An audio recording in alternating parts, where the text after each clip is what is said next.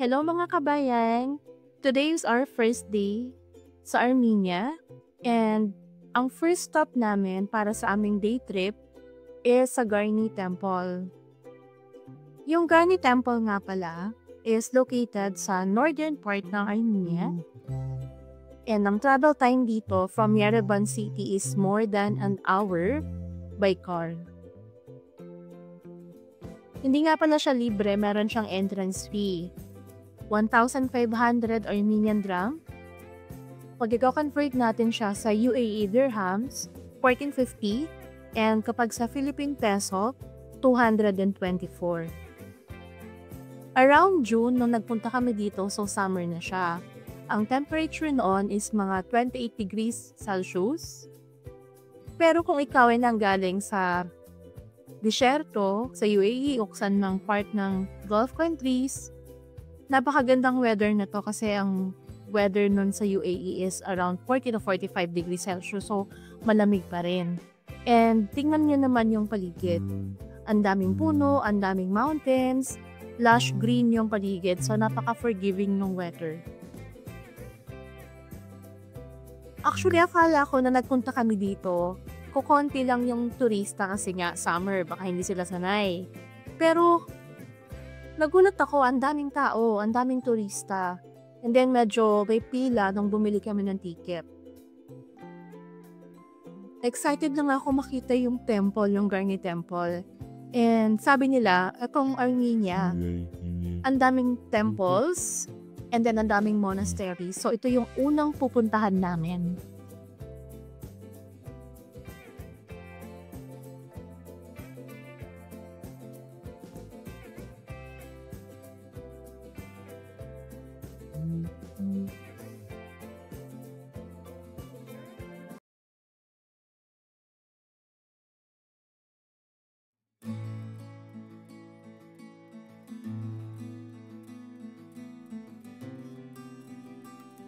Matatagpuan ang temple na ito sa Garni Village, just an hour away from Yerevan City. Tinayo ito noong 1st century AD bilang alay doon kay Mir, yung son of God ng Armenia. Ito lang yung natitirang pagan temple sa buong Armenia after nilang maging Christian nation noong 301 AD.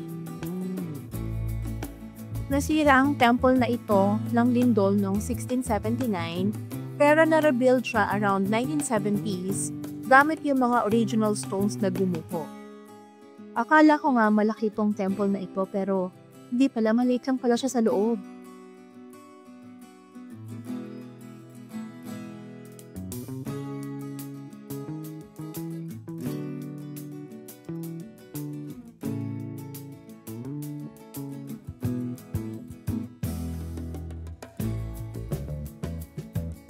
Bumawi naman siya sa views. After ng isang oras namin pag-travel para lang makarating dito, ang ganda, so sulit na sulit talaga. Nahirapan nga ako umakyat dito kasi napaka-steep nung hagdanan. And syempre, medyo mabigat tayo, kaya ang hirap. Hirap umakyat.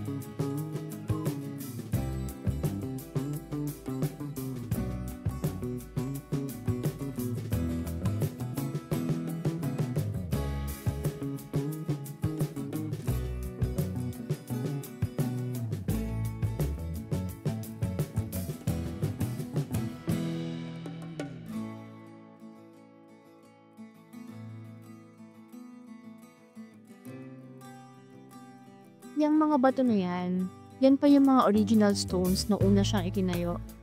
Nakakabilib din talaga yung mga taga-Armenia kasi kahit na nasa tuktok ng bundok, nakakapagtayo sila ng mga temples and monasteries. Kasi ang daming monasteries dito sa Armenia. And minsan hindi ko maisip kung paano nila natatayo yung unang panahon.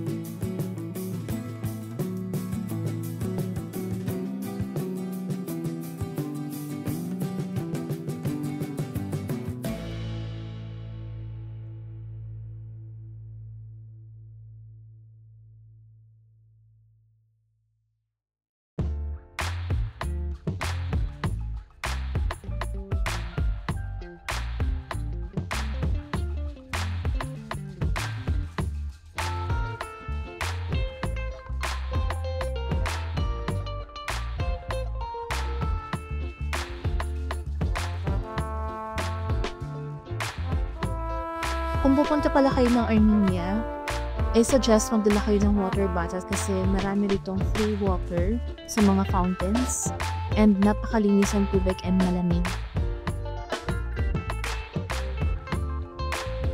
And of course, hindi rin natin pinalampas na mag-try ng fresh pomegranate juice. Kasi kung di ako nagkakamali, ang pomegranate ang national fruit ng Armenia. After exploring Varni Temple, dumiretso naman kami sa next stop namin sa Geghard Monastery. Good thing, super lapit lang niya, around 10 to 15 minutes drive mula Varni.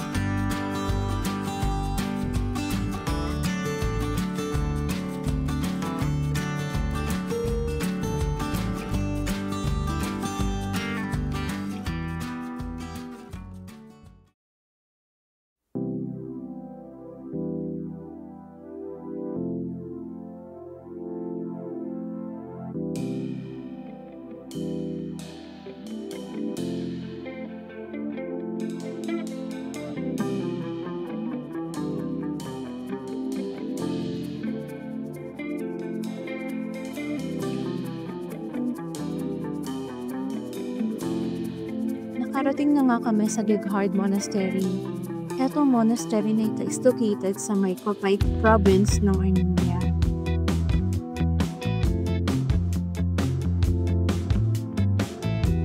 Itong monastery na ito ay kinayang ni St. Gregory the Illuminator ng 4th century. And kasama ito sa UNESCO Heritage List.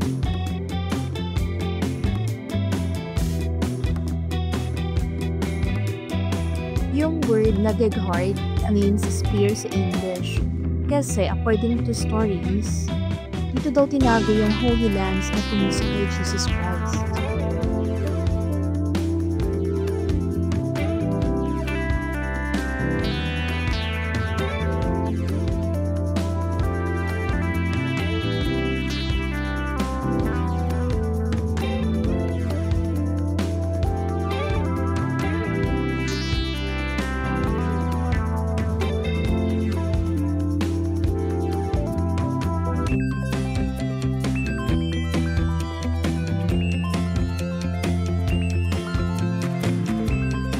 Isa sa mga unique features ng lugar na ito is yung maraming chapels dito, yung literal na nakaukit or nakakarve sa bato ng bundok.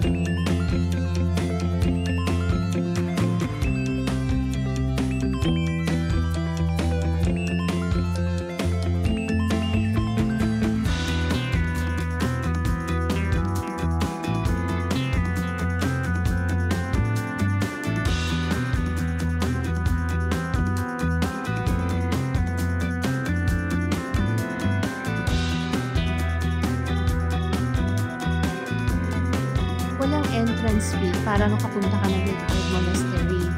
Usually, may mga donation boxes lang doon sa may simbahan.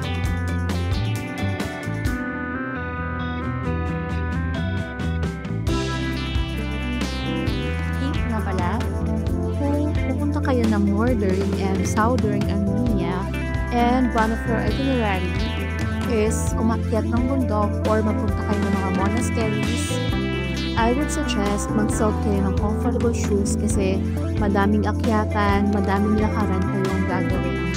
So para hindi sumakit yung mga paa ninyo, much better magdala kayo or mag-suot kayo ng sneakers.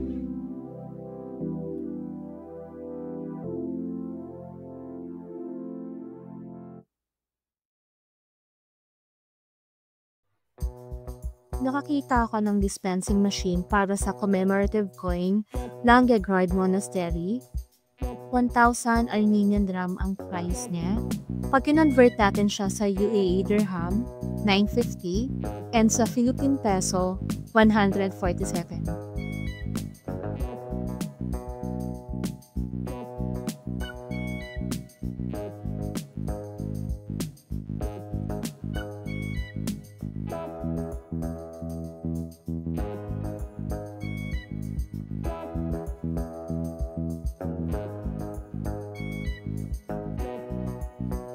I took the opportunity para bisitahin ang souvenir shop ng monastery And marami ka naman talagang makikita.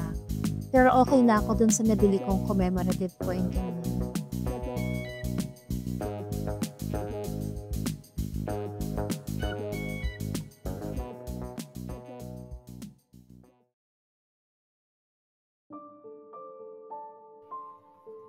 Alam niyo ba na ang Geghard Monastery ay hindi lang isang tourist spot? Isa rin siyang active monastery hanggang ngayon. May mga monks na nakatira dito at madalas may mga makakita kang mga tao na nagdadasal at nagsisindi ng kandila sa loob. Last time nga nung nagpunta kami, meron pa nagtubinya.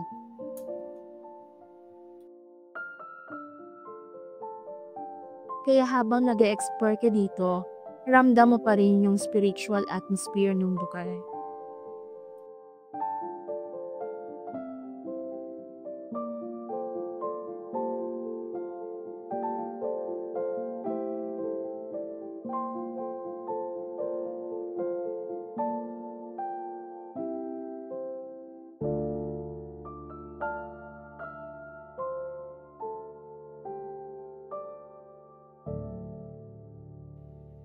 Alam niyo ba na sa loob ng Geghard Monastery, may makakita kayong natural spring na dumadaloy mula mismo sa mga bato. Itinuturing itong banal na tubig or holy water na may healing powers, kaya maraming pilgrims ang umiinom at nagdadasal dito. Kaya mapapansin niyo rin, may mga turista at locals na nabuhugas ng kamay or ng paa, simbolo ng purification at blessing. Hindi siya required gawin, pero marami yung sumusubok bilang bahagi ng kanilang pilgrimage experience sa Geghard Monastery.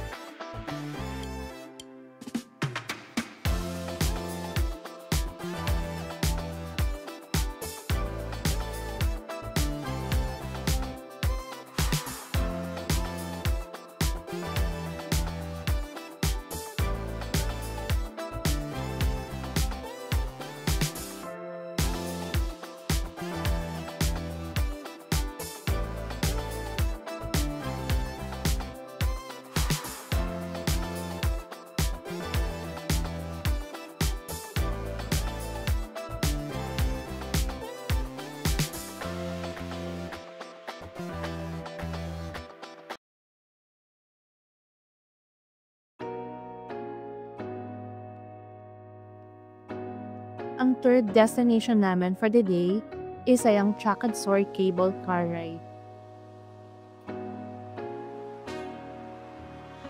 This ropeway has been operational since 1967, and it provides scenic ascent along the eastern slope of Mount Teganis. This ropeway is operational year-round, mapa summer man yan or mapa winter. Ang elevation niya is 2,819 meters above sea level. It offers panoramic views ng forest, valleys, and even pag sumiswerte ka yung Mount Ararat on clear days.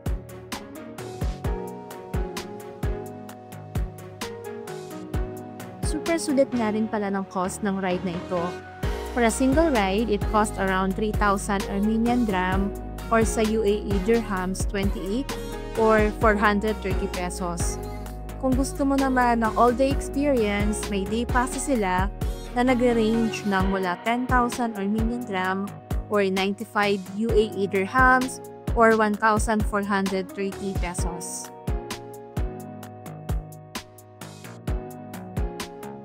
Basta para sa akin, pag nagpunta ka ng Armenia, isama mo tong Chakad Sor Cable Ride sa bucket list mo kasi napakasulit niya.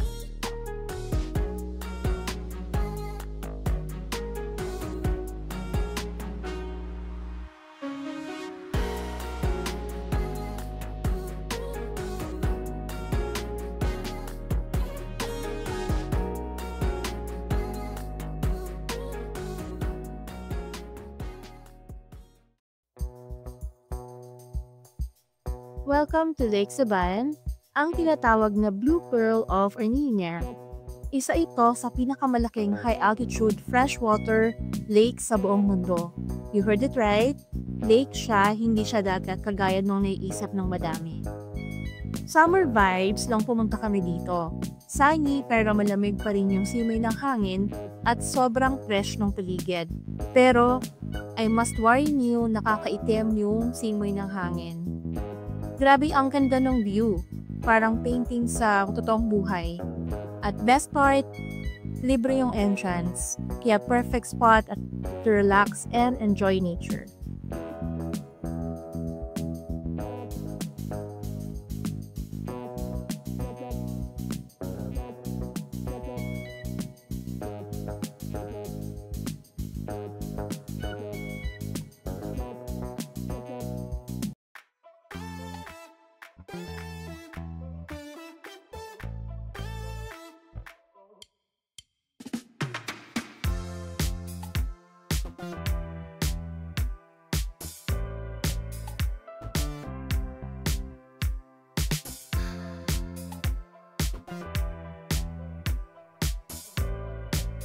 Sa part na to, nakabalik na kami ng Yerevan City after a day of travel sa northern part ng Armenia. Sobrang pagod na kami sa one day nakakalakad, kakaakyat sa mga bundok. And talagang hinanap namin yung Vienna Ribs ang tawag sa restaurant na ito. Kasi ito yung recommendation sa amin. Masarap daw talaga yung pork ribs and other food nila. Kaya talagang, ito lang talaga yung nasa isip namin. Pagbalik namin ng Yerevan, kumain, hanapin yung Vienna Ribs.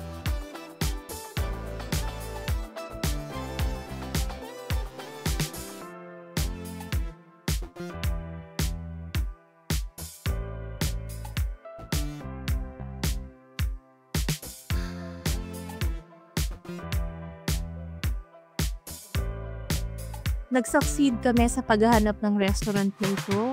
Finally, sobrang saya namin kasi makakakain kami.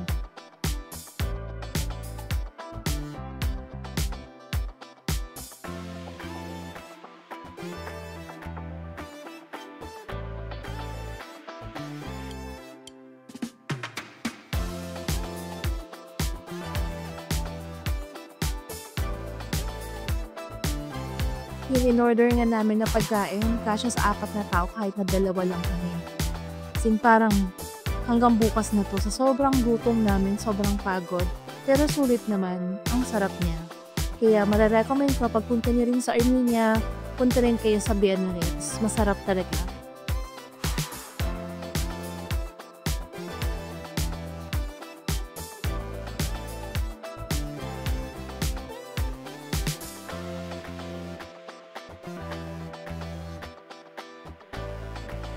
Kung mahilig ka sa sweets and pastries and coffee, then Soho Pastry is a must-try. Highly recommended ito ng mga nagpupunta ng Armenia and katabi lang siya ng Vienna Ribs. IG worthy lahat ng mga cakes and pastries nila and then super sarapin and affordable yung price niya. Kung food lover ka, Soho Pastry is definitely worth the stop.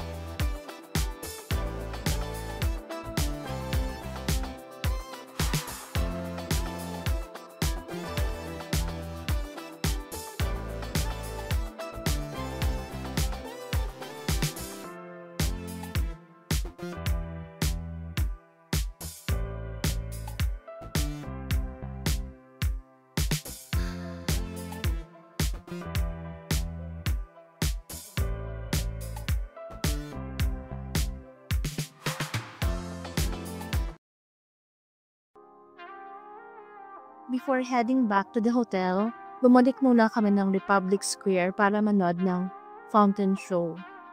One thing I realized sa mga tao dito sa Armenia, ang simple lang nila.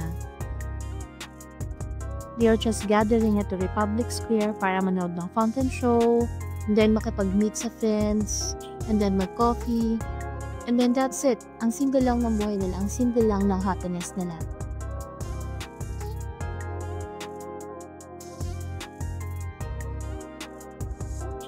And that's it for our day 1 in Armenia.